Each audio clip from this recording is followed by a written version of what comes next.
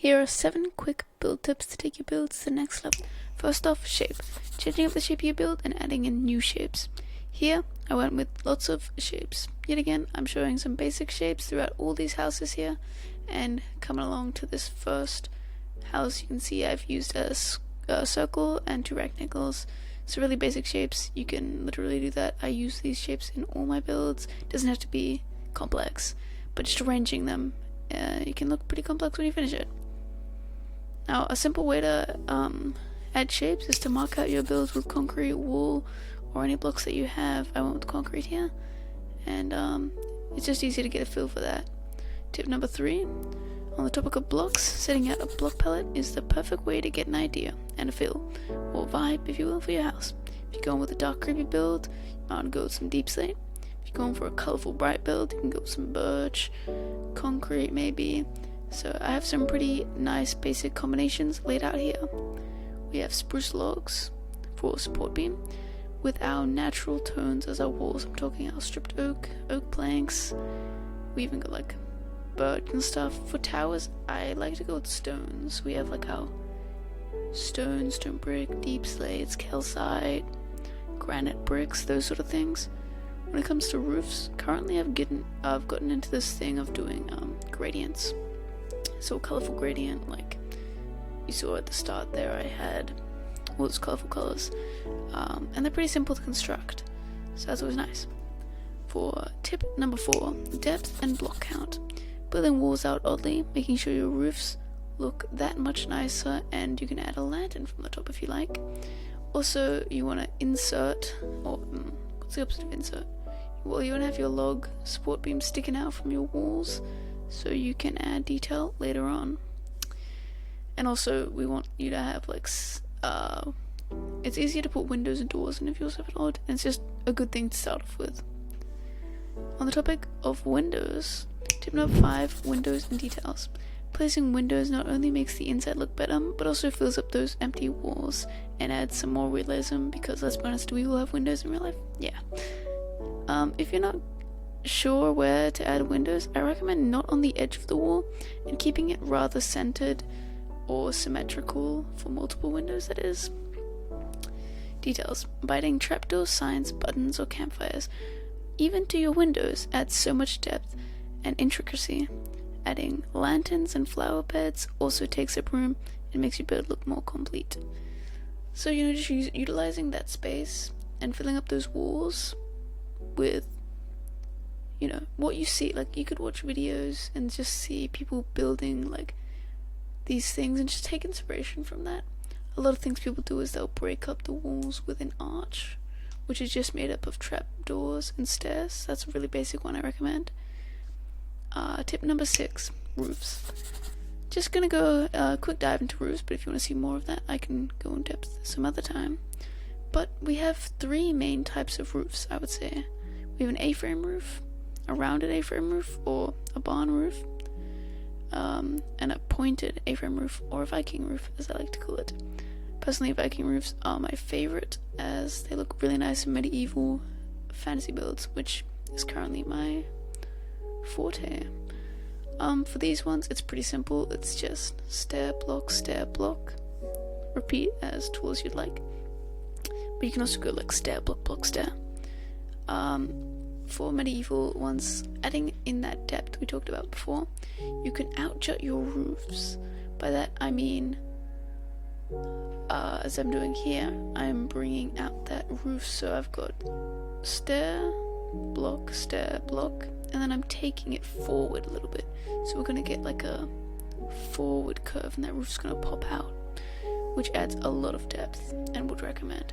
But roofs are very complex, and I'd love to go a little bit more on topic about that maybe some other time. Just another quick note here. When it comes to medieval roofs, I really recommend gradients. Just a quick time lapse of me filling in this roof with a grey tone gradient. Overall, looks pretty nice. Gradients pretty simple. I could dedicate an entire video to them though, because they are perfection. Anyway, let's get back to the tips. For our final step, So I talked a little bit about towers and the block palette for towers, But now when it comes to shapes for towers, I'm not just saying that you need your circulars, because those can be great, yes. You can also go with square towers though. For this example though, I did go with a circle tower, because I wanted to show you guys, and maybe encourage you guys to add some interesting shapes. So for towers, what I like to do is I like to create a base. For the base, I went with some dark oak wood as it matched my roof, and a couple of details I had, just so we block up the bottom a little bit so it's not so flat. We'll go in a little bit more detail on towers, and how to detail towers in a little bit, but first I just want to talk about your height. So when it comes to tower heights, you don't want to make it too small or too large. You want it to be in proportion with your build. Obviously this is dependent on how big your house is or whatever your building is. I recommend making it, at least for this sort of style house, if you go on with this, which I'm kind of teaching you a little bit, I recommend having it just below the top of the roof, so you can add a nice tall roof, and it will be just a little bit taller than your actual roof, and you can add a spike on top. There's two ways I like to do my spikes when it comes to medieval fantasy. So first one is a wall, and then a fence, or like a wall, then two fences, and a chain. It's very basic, but if you want to go a little bit more interesting, you can go wall, fence, wall, fence, fence, wall, fence, chain, because then you have that outgoing shape, and it adds a different sort of style to the build, so it just matters what you're going with. When it comes to the roofs of these builds, because we talked about what you do at the top of the roofs, for these I like to go with a very wizardy sort of vibe, because everyone loves wizard towers, right?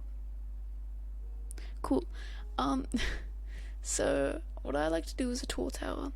I'll just follow the circular shape that I have currently going, unless you're doing a square. Of course, it's a little bit more complex, I think, for square roofs, but play around, maybe in a creative test world, if you're planning to build some survival. But I like to go out quite a lot, so I'll build up like 2 up using my roof color, which here is blocks because I'm going with the gradient, and I'll come in a little bit later with a roof band or a dark oak to tie it in with that roof. Also having, instead of just having your tower and straight to your roof, a little divider like we had our dark oak edging of our roof. We'll have a little bit of that too. So with the tower, just building it nice and high, and then building some roof bands, looks really nice. And then with towers, if you like, how do I detail this? I recommend just doing a couple sticking out windows and maybe a couple signs to break up that really stone base. But that's pretty much it when it comes to my 7 tips, but I do have 3 little bonus tips. Sorry, my bad. 2 little bonus tips, if you could call these tips. First of all, build more. Now I know it may seem like how is this a tip, or that's obvious, of course, but seriously, this is one of the most important ones. If you want to improve, you have to understand what goes where, what blocks you like building with, what style, and so on, so on. So you have to get used to building. Side note, watching building videos is also a good idea to improve your building, because you can, be like, oh, what are they doing? Oh, they're adding this detail, I like that, I'm gonna add it to my build. Lastly, change up things and experiment with blocks, colors, biomes to build in, and believe in your builds, because I know a lot of people that get immediately cut off by the fact that they don't believe that they can build, and so they don't really build. And then I guess, yes, you cannot build if you do not build. You have to place a block to place the block. I know it sounds funny saying, but seriously, go out there and build. And when I say experiment with block pallets and stuff, this can just literally change everything. Find your style, elaborate your styles. Maybe you'll learn a bunch of different styles. It's just like redstone. You can start with learning doors, and then you can go on to flying machines. There's so many layers in building, and that's why I want to go a little bit more in depth in certain topics in different videos, because this is very broad. But for example, I used to not build with color at all, and I experimented with a couple colored roofs, and well, I found out that I like that, so I continued it, and that's where I am today. But I guess on that note, there's only one thing really to say. Go out there, play some blocks, have fun with it, and I'll see you guys in another video. Bye bye.